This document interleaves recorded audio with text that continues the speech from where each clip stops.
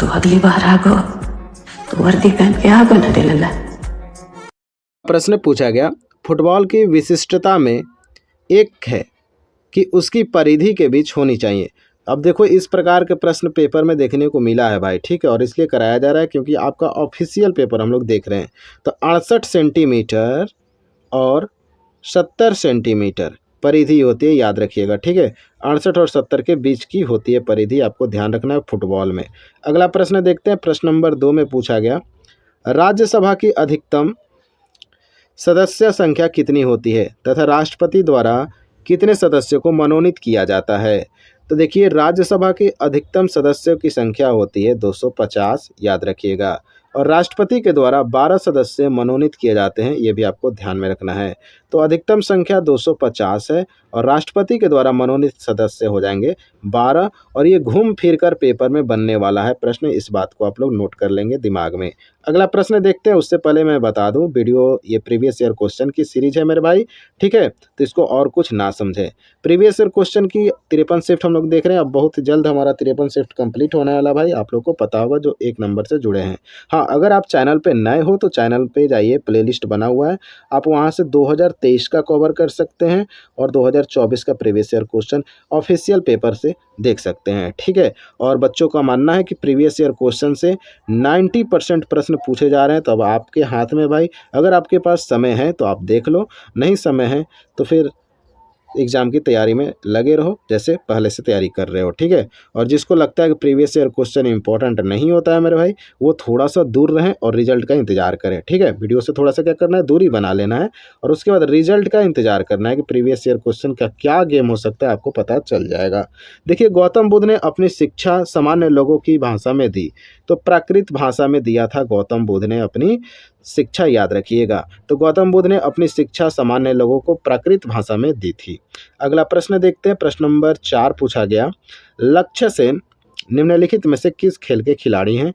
तो बैडमिंटन खेलते हैं। लक्ष्य सेन का संबंध बैडमिंटन से, भाई ये ग्रुप डी का भी सवाल है, ध्यान रखना लक्ष्य सेन वाला, साथ में एनटीपीसी में पूछा गया था और जीडी में भी पूछा गया, ठीक है। अगला प्रश्न देखते हैं, अर्थशास्त्री भारतीय कृषि में व्याप्त बेरोजगारी को बेरोजगारी कहते हैं, इसको बोलते हैं प्रच्छन्न बेरोजगारी। क्या बोलते हैं भाई, प्रच्छन्न बेरोजगारी बोलती हैं। तो अर्थशास्त्री जो होते हैं भारतीय कृषि में व्याप्त बेरोजगारी को प्रच्छन्न बेरोजगारी के नाम से बताते हैं। अगला प्रश्न देखते हैं, बंगाल का विभाजन कब हुआ था। कम्युनिटी पोस्ट जो होता है भाई, जो चैनल पे कम्युनिटी पोस्ट में हम लोग क्यूज कराते हैं, उसको अटेम्प्ट जरूर किया कीजिए क्योंकि वहाँ से देखिए प्रश्न लगातार पूछे जा रहे हैं आपके पेपर में। तो बंगाल का विभाजन जो हो जाएगा 1905 हो जाएगा करेक्ट आंसर। अगला प्रश्न देखते हैं, जून 2023 में वियना में बाह्य अंतरिक्ष मामलों के संयुक्त राष्ट्र कार्यालय, जिसको United nation office for outer space affairs UNOOSA के निदेशक के रूप में किसे नियुक्त किया गया। तो आरती होला मैनी को, हालांकि इसको इग्नोर कीजिए, करंट अफेयर्स का सवाल था। बढ़ते हैं अगले प्रश्न पे। फिर से आपसे चौथी पंचवर्षीय योजना का सवाल पिछले पेपर में भी था और इसमें है, चौथे पंचवर्षीय योजना के लिए विकास लक्ष्य के संबंध में निर्धारित किया गया था। तो निवल घरेलू उत्पाद आपका करेक्ट आंसर हो जाएगा इस प्रश्न का। चौथी पंचवर्षीय योजना के लिए विकास का लक्ष्य क्या रखा गया था, तो निवल घरेलू उत्पाद के संबंध में निर्धारित किया गया था। नेक्स्ट है 9 नंबर प्रश्न, गोगा नवमी मुख्य रूप से निम्नलिखित में से किस राज्य में मनाया जाता है। तो गोगा नवमी जो है हरियाणा में मनाया जाता है। गोगा नवमी जो है त्यौहार, ये कहाँ मनाया जाता है, हरियाणा में मनाया जाता है, याद रखिएगा। नेक्स्ट है शॉर्ट पुट, पेपर में रिपीट हुआ है प्रश्न, ध्यान रखिएगा। शॉर्ट पुट में पुरुष एथलीटों के लिए धातु की गेंद का भार कितना किलोग्राम होता है। तो 7.26 होता है, याद रखिएगा। 7.26 धातु की गेंद का भार होता है पुरुष एथलीटों के लिए शॉर्ट पुट में। अब आपके लिए क्वेश्चन है कि महिला एथलीट का जो धातु की गेंद होता है शॉर्ट पुट में, उसका वजन आपको किलोग्राम में ही बता देना है, ठीक है। कहाँ, तो कमेंट बॉक्स में बताना है। मैं देख रहा हूँ कौन कौन इसका करेक्ट आंसर दे पाते हैं। अगला प्रश्न पूछा गया, सरकारी बजट के संबंध में शब्द राजकोषीय घाटा क्या दर्शाता है। बहुत ही इंपॉर्टेंट ये टॉपिक है राजकोषीय घाटा, और यहाँ से प्रश्न देखने को मिलता है। प्रश्न का उत्तर हो जाएगा, सरकारी राजस्व और सरकारी व्यय के बीच के अंतर को राजकोषीय घाटा के नाम से जानते हैं। सरकारी राजस्व और सरकारी व्यय के बीच के अंतर को राजकोषीय घाटा समझते हैं, याद रखिएगा। ठीक है, अगला प्रश्न देखते हैं। प्रश्न नंबर 12 पर पहुंच गए हम लोग। कथक में खड़े होने की मुद्रा के लिए निम्नलिखित में से किस शब्द का प्रयोग किया जाता है? कथक बताइए सबसे पहले किस राज्य का नृत्य है? आपको कमेंट बॉक्स में बताना है कथक। तो इसका राइट आंसर होगा ठाठ हो जाएगा। कथक में जो खड़ा होने की मुद्रा होती है उसके लिए एक शब्द का प्रयोग किया जाता है, जिसका जो शब्द है वो है ठाठ शब्द है, याद रखिएगा।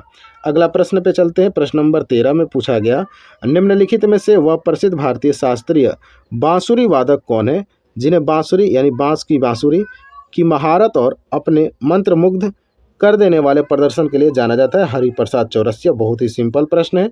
अब आपसे मैं क्रॉस क्वेश्चन करता हूँ। रविशंकर का किस यंत्र से संबंधित है? रविशंकर आपको बताना है। शिव कुमार शर्मा का भी संबंध बताना है, जाकिर हुसैन का, और हरिप्रसाद चौरसिया का हम लोग देख चुके हैं बांसुरी। ये 3 के 3 फेमस प्रसिद्ध व्यक्ति हैं। इनका कमेंट बॉक्स में हमको उत्तर चाहिए। अगला प्रश्न पूछा गया, हरित क्रांति बार बार पूछा जाएगा। हरित क्रांति मेरे भाई HYVS का पूर्ण रूप अच्छा लगा था। कोई अर्चना नाम की लड़की थी और उन्होंने पूरा का पूरा डिटेल्स में इसके बारे में लिखा।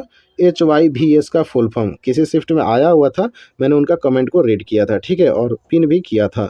तो आप भी अगर चाहते हैं कि आपको याद रहे लंबे समय के लिए तो कमेंट बॉक्स में तो आना ही पड़ेगा मेरे भाई। ठीक है, तो इस प्रश्न का सही उत्तर होगा हाई यील्डिंग वेराइटी सीड्स, आपका करेक्ट आंसर हो जाएगा। हरित क्रांति के संबंध में HYVS का पूर्ण रूप हाई यील्डिंग वेराइटी सीड्स हो जाएगा। अगला प्रश्न देखते हैं, निम्नलिखित में से कौन सा कथन प्रधानमंत्री विश्वकर्मा योजना के संबंध में सही है? पहला कथन दिया गया प्रधानमंत्री विश्वकर्मा योजना के संबंध में कि प्रधानमंत्री विश्वकर्मा योजना एक केंद्रीय क्षेत्र की योजना। हाँ, बिल्कुल सही है मेरे भाई, प्रधानमंत्री है तो केंद्रीय ही होगा। इस योजना में 18 व्यवसायों में लगे कारीगरों और शिल्पकारों को शामिल किया गया, तो इसका भी सही है जाएगा कथन। तो कथन 1 भी सही, कथन 2 भी सही, तो राइट आंसर ऑप्शन नंबर 1 और 2 दोनों के दोनों क्या है? सही है। अगला प्रश्न है कि निम्नलिखित में से कौन सी नृत्य शैली कुमुदुनी लाखिया की सबसे प्रसिद्ध लोक नृत्य शैली है? इसका करेक्ट आंसर हो जाएगा मेरे भाई कथक हो जाएगा। कुमुदुनी लाखिया की सबसे प्रसिद्ध नृत्य शैली कौन है? तो कथक हो जाएगा। अब थोड़ा कमेंट बॉक्स में बिजी हो जाओ। कथक, कुचिपुड़ी, भरतनाट्यम, सत्रिया, आपको बताना है किस राज्य के नृत्य हैं। ये 4 के 4 आपको कमेंट बॉक्स में बताना ही पड़ेगा। अगला प्रश्न देखते हैं, भारतीय संविधान की कौन सी विशेषता इस विचार को दर्शाती है कि शक्ति संकेंद्रण को रोकने के लिए सरकार की शक्तियों को कार्यपालिका, विधायिका और न्यायपालिका शाखा में विभाजित किया गया है? तो शक्ति का पृथक्करण किया गया मेरे भाई, याद रखिएगा। भारतीय संविधान की ये विशेषता है शक्ति का पृथक्करण, जो कि शक्ति संकेंद्रण को रोकने के लिए सरकार की शक्तियों को कार्यपालिका, विधायिका और न्यायपालिका शाखाओं में 3 शाखाओं में क्या कर दिया गया? विभाजित कर दिया गया। अगला प्रश्न देखते हैं, मौर्य साम्राज्य के चंद्रगुप्त मौर्य के गुरु कौन है? तो चंद्रगुप्त मौर्य के गुरु हो जाएंगे कौटिल्य, याद रखिएगा। ठीक है, तो मौर्य साम्राज्य के चंद्रगुप्त मौर्य के गुरु हो जाएंगे कौटिल्य। अगला प्रश्न देखते हैं, मुंबई के भायखला रेलवे स्टेशन की सोमवार यानी 24 जुलाई को यूनेस्को का एशिया पैसिफिक पुरस्कार मिला। यह पुरस्कार नवंबर 2022 में घोषित किया गया था। तो कल्चरल हेरिटेज इसका राइट आंसर होगा। बढ़ते हैं अगले प्रश्न पे। ये करंट अफेयर्स का सवाल था। नेक्स्ट प्रश्न पूछा गया, जब कोई वस्तु एक वृत्ताकार पथ में त्वरित होती है तो के कारण वस्तु उस वृत्ताकार पथ में गतिशील रहती है? तो करेक्ट आंसर होगा एक बल लगता है जिसका नाम है अभिकेंद्र बल। तो जब कोई वस्तु एक वृत्ताकार पथ पर त्वरित होती है तो उसके कारण यानी अभिकेंद्र बल के कारण वस्तु उस वृत्ताकार पथ पर गतिशील लगातार रह पाती है। कौन सा बल लगता है? अभिकेंद्र बल। तो मेरे भाई इसी के साथ 20 प्रश्न हमारा कंप्लीट हुआ। वीडियो अच्छा लगा है तो लाइक करना है, वीडियो को शेयर जरूर करते रहना है और चैनल को सब्सक्राइब कर सकते हैं जो भी नए चैनल पे जुड़े हैं। तो मिलते हैं नेक्स्ट वीडियो में, तब तक के लिए जय हिंद।